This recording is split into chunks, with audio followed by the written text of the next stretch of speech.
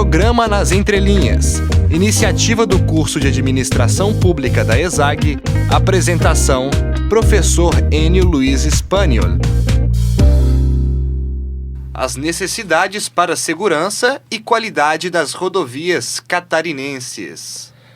Bom dia, ouvintes. Estamos iniciando mais um programa nas Entrelinhas. É o programa do Departamento de Administração Pública da ESAG UDESC, todas as quartas-feiras de manhã. Tudo bem, Henrique? Tudo ótimo. Bom dia, professor. E aí, temos uma discussão muito importante que é a qualidade, a segurança das rodovias de Santa Catarina para o programa de hoje. Exatamente. Quem são os nossos entrevistados do programa? Nós estamos aqui com o doutor Adriano Tavares, que representa a Associação dos Usuários das Rodovias do Estado de Santa Catarina, a AURESC, e é diretor jurídico da entidade. Então, bem-vindo aí, diretor Adriano Tavares, ao programa. Obrigado, Henrique. Obrigado, professor Enio, pelo convite. Bom dia, senhores ouvintes, todos os componentes da mesa. E nós também estamos com Alisson Luiz Mikoski, falei certo? Perfeito. É um advogado que atua na região de Florianópolis, secretário-geral da AURESC, que é a Associação dos Usuários das Rodovias do Estado de Santa Catarina. Bem-vindo também, Alisson. Bom dia a todos os ouvintes, bom dia à Rádio UDESC, que certamente está sendo ouvida por grande parte da população de Florianópolis que gosta de boa informação e qualidade de música. Talvez que seja interessante, antes de iniciarmos com perguntas, dizer o seguinte, que as rodovias recebem grandes quantidades de investimento de dinheiro público, pois este é o principal modelo de transportes no Brasil. O modelo regulatório envolve entidades como a ANT e o DENIT, por parte do governo federal, e o DEINFRA por parte do governo do estado de Santa Catarina. E já foram realizadas audiências para discussão dessa questão, principalmente a questão do pedágio nas BRs 101 e 116, as concessões e várias temáticas que sempre envolvem a questão da segurança e a qualidade das rodovias do estado de Santa Catarina. E a AURESC tem um papel fundamental nessa intermediação dos interesses dos usuários e o Estado ou a iniciativa privada que de alguma forma está envolvida nisso. Então eu queria começar com o doutor Adriano com a pergunta inicial. Qual é exatamente a função da AURESC nesta relação das rodovias, da qualidade das rodovias do nosso Estado de Santa Catarina? Bom dia, professor Enio, novamente. Bom dia, senhores ouvintes. Bom, professor Enio, a AURESC ela tem a função hoje primordial de dar aos seus associados um feedback do que vem sendo investido. Quem são associados da AURESC? São os usuários das rodovias. A AURESC ela detém essa representação com sede em Blumenau. Então, os usuários da rodovia são os nossos associados.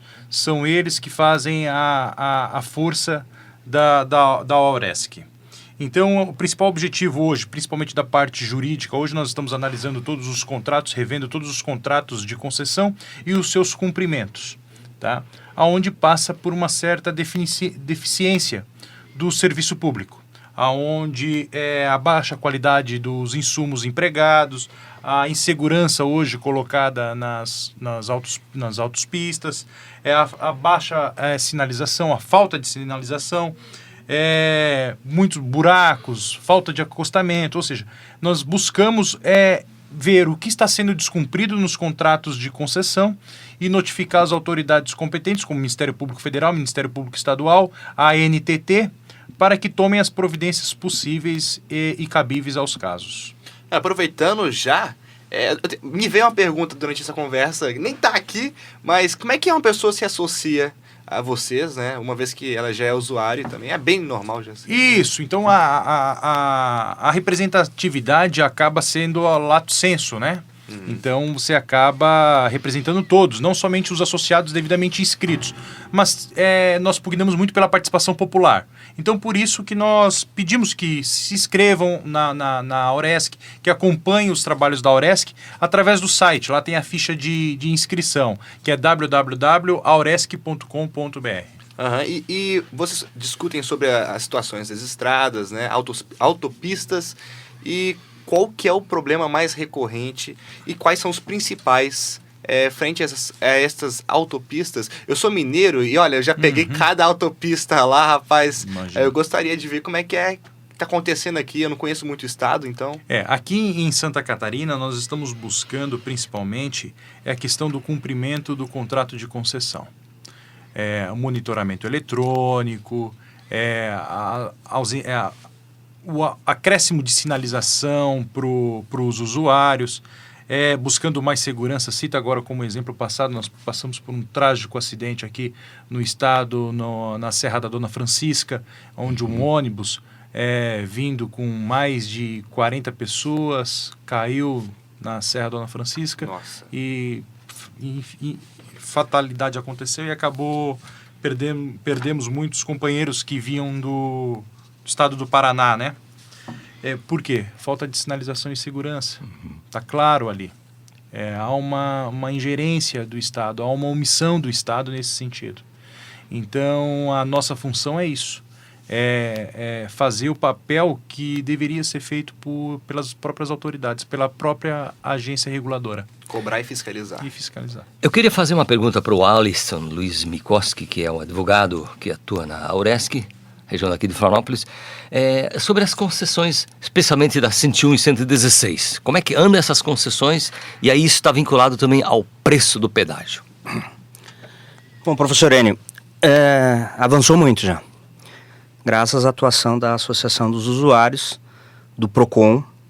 Nós temos aqui na Grande Florianópolis um conjunto de entidades que se reúne mensalmente e que também vem cobrando de forma sistemática uma das principais obras da BR-101, particularmente, que é o contorno viário, que é o Conselho Metropolitano para o Desenvolvimento da Grande Florianópolis, o CONDES. Mas também temos que lembrar que Itajaí é um grande gargalo também. Hoje fica impossível, determinados horários, você circular naquela região.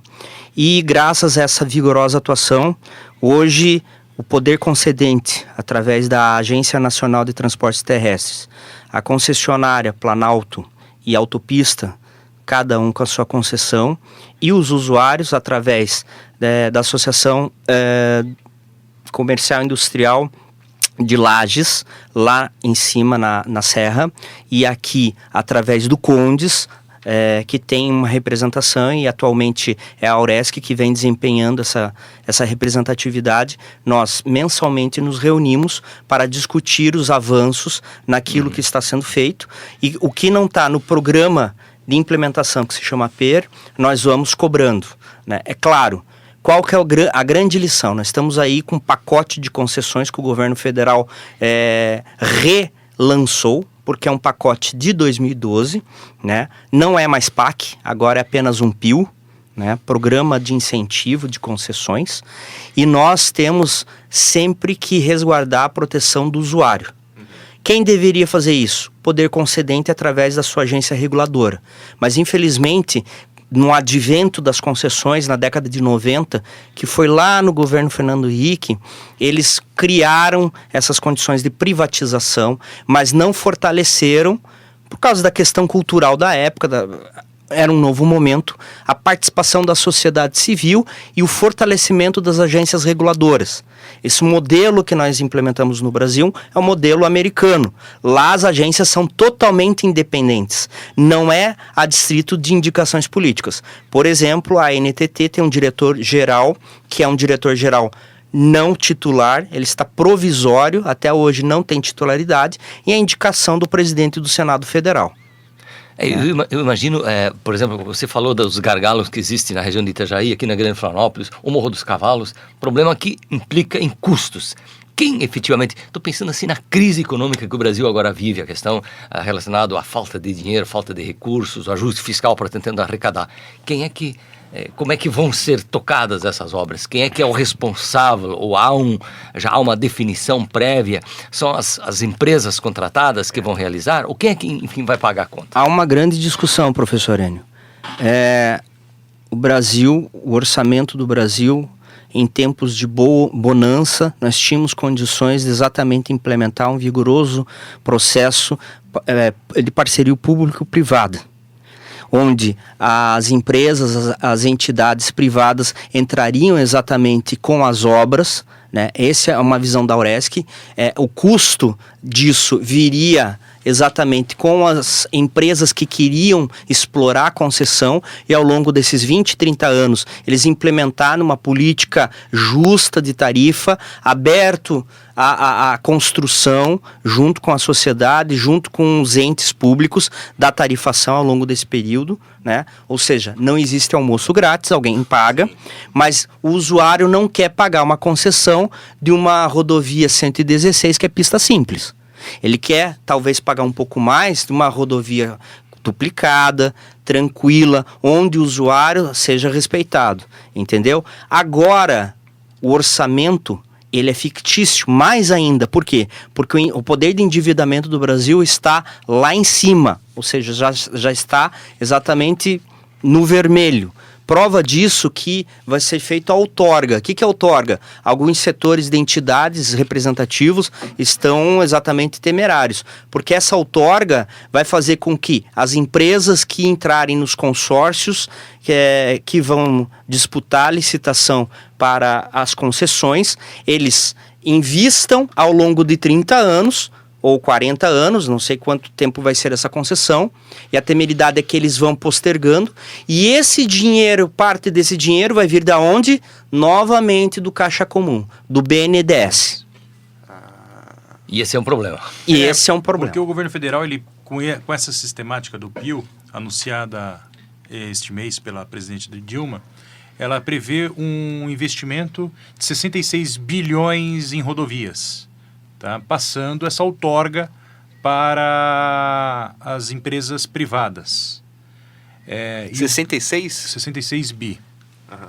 Então, porque acho que não deve haver dinheiro no caixa suficiente. Tanto que semana passada nós tivemos que pedir emprestado para a China. Né? 50 bilhões. 50 bilhões. Então, não sei como vai funcionar essa matemática. Se será somente um PAC 1, PAC 2... Esse pedido da China, por acaso, tem a ver com um empresário, parece que com apoio da China, de fazer uma ferrovia com 53 bi cruzando o Brasil? É que, na verdade, Ou o não? PIL pode vir de uma cultura, talvez, daí, porque é um programa de investimento em logística. Sim. Então, é a mesma coisa que aconteceu agora, recentemente, esse mês, anunciou a privatização do aeroporto privatização, assim, a outorga do aeroporto de Florianópolis, que vai ser entregue à iniciativa privada. Então, para dar mais logística ao Brasil, né? Então, talvez daí que venha essa proposta. E o que nós temos que cuidar? Nós temos que cuidar que é o seguinte, tudo bem, as empresas privadas vão poder pegar dinheiro do BNDES e a concessão por 30 anos, mas que as empresas não deixem de fazer o investimento no último ano de concessão. É isso que nós temos que cuidar muito. Olha só. Entendeu? Ela vai poder ficar 30 anos explorando e o investimento. Isso ninguém se discute, ninguém fala. Como é que vai ser esse investimento? Mas aí que entra vocês e a NTT, né? Aí seria a questão que o Dr. Alisson falou, de desaparelhar a agência reguladora para que ela traga traga o poder de fiscalização. Uhum. Autonomia para isso, porque hoje em dia, com todo respeito e com toda a vênia aqui na mesa, se nós pegamos uma questão jurídica, onde está discutindo uma questão de descumprimento de um contrato de concessão, a Advocacia Geral da União, que representa a NTT, que faz as defesas da NTT, bem como os escritórios de advocacia privadas que fazem a defesa das empresas construtoras, detentoras da concessão, uhum. O descumprimento é claro e não há ninguém fala em responsabilidade, ninguém fala em aplicação de penalidades contratual. O Tribunal de Contas da União, o presidente esteve aqui o ano passado em um voto longuíssimo de 128 páginas. Santa Catarina não é cumprido praticamente quase nada do que foi previsto no PAR. Está em discussão no Tribunal de Contas e o reajuste está sendo impugnado judicialmente. Eu queria te remeter, eu sei que essa questão é importante, o nosso tempo tem alguns limites, ao preço do pedágio, que é uma eterna discussão, eterno problema. O usuário não quer pagar muito alto, então como é que é essa questão das Professor tarifas? Enio, essa é uma questão jurídica que está nos dando uma dor de cabeça tremenda.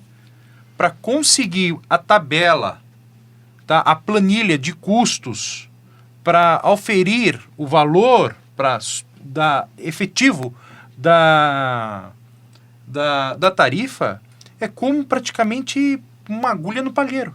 Porque ninguém consegue entender a tabela. Ninguém consegue saber de como é feito esse reajuste, de como é feito esse aumento. Então, por isso que nós fizemos a audiência pública na Assembleia Legislativa, justamente para provocar não só as entidades, o PROCON, o Ministério Público Federal, mas para provocar as empresas detentoras desta tabela que esclareça da onde vem esse custo, da onde sai estes valores. Porque, professor Enio, se tu entrares hoje no site da Autopista Litoral Sul, e neste site tem um campo, relação com investidores. Sim. Se tu olhares o que está escrito ali, o senhor vai sair agora dessa cadeira e vai investir todo o seu dinheiro nessa empresa. Ganha Porque muito. parece que não tem erro. Parece que não tem como errar, o lucro é certo. O ganho é muito alto com a quantidade de veículos que cruzam. Esse problema, ele é generalizado no Brasil? Eu acho que sim, viu? Porque São Paulo também, só de passar lá, é uma nota. Mas aí, olha só, em alguns estados, vou dar o exemplo no Rio de Janeiro, como até o município em si de Florianópolis é omisso neste ponto. E eu falo mais da questão jurídica nesse sentido. O ISS. O ISS da Autopista Litoral Sul, ele é por alto lançamento. Ou seja, passou hoje 20 mil carros. Mês que vem, 25 mil carros. Não há fiscalização. Não há emissão de nota fiscal.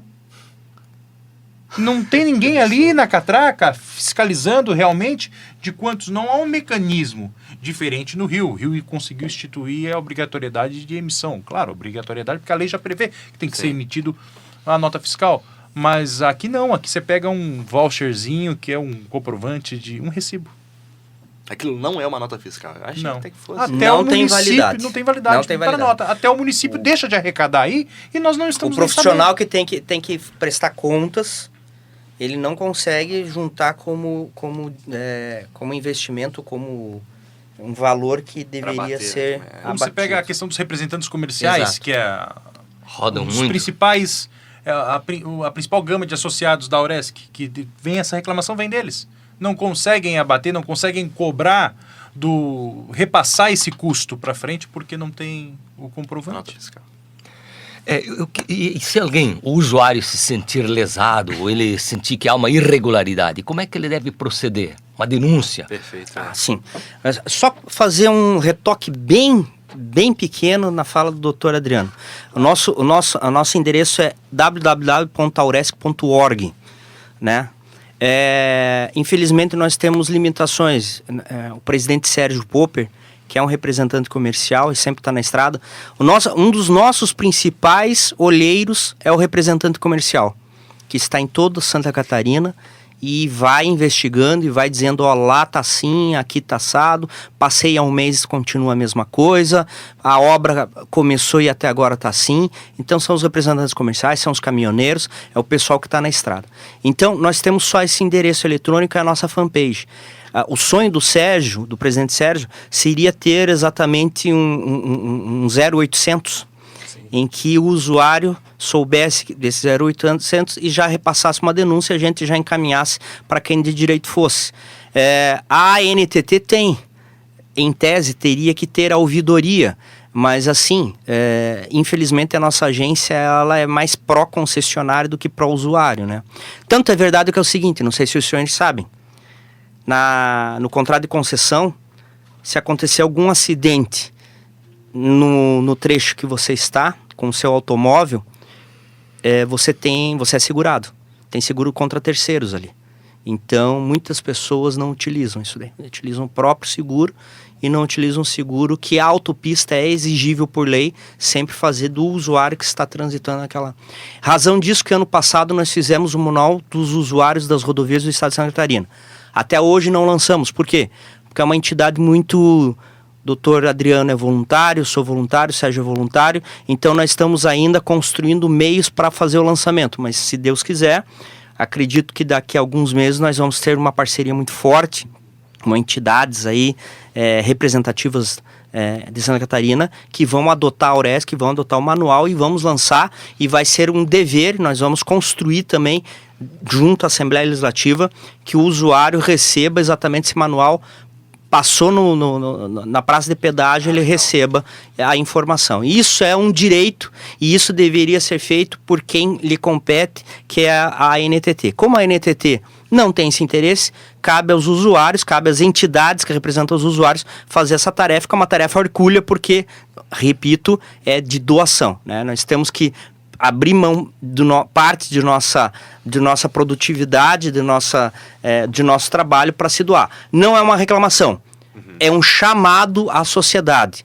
Se você está escutando que tem uma entidade que exatamente atua em favor dos usuários, não só de rodovias, a nossa entidade atua a questão de mobilidade, e você pode se dedicar parte do teu tempo a exatamente esse tipo de trabalho, de entidade.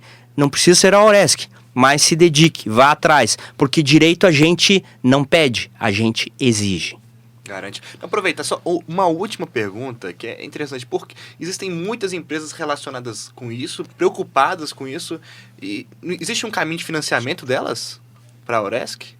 Alguma forma que ela possa contribuir financeiramente para vocês? Olha, a nossa entidade é como qualquer entidade, ela pode fazer parcerias, ela pode fazer... O que o presidente Sérgio sempre se propõe é a gente evitar o máximo de dar o número da conta e você fazer um depósito. A gente prefere fazer um projeto, o projeto vai ter esse custo e a empresa vem como parceira.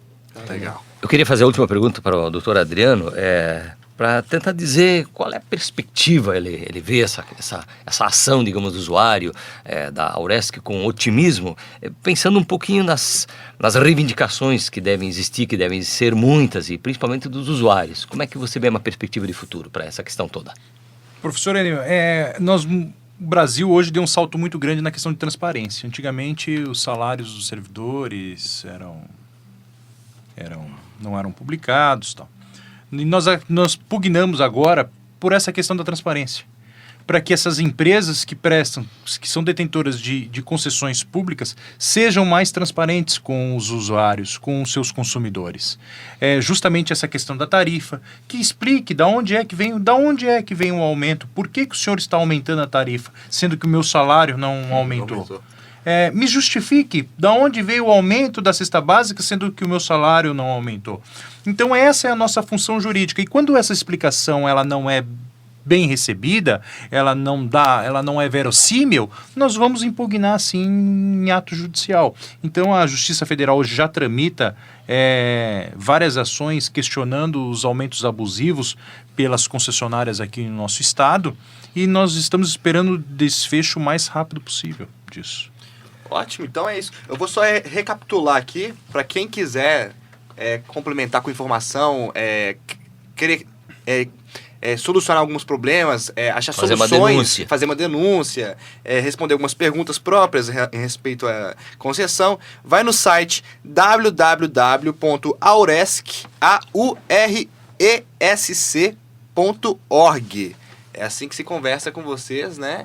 Até porque também é de interesse de todos solucionar esses problemas. Muito obrigado, doutor Adriano Tavares, representante da Associação dos Usuários das Rodovias do Estado de Santa Catarina, Auresc, por ter participado do nosso programa de hoje. Obrigado pelo convite, professor Enio Henrique, obrigado.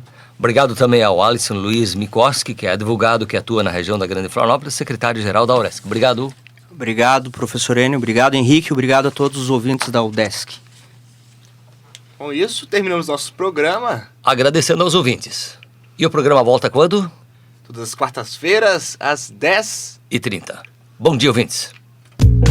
Nas entrelinhas, iniciativa do curso de Administração Pública da UDESC-ESAG, Universidade do Estado de Santa Catarina.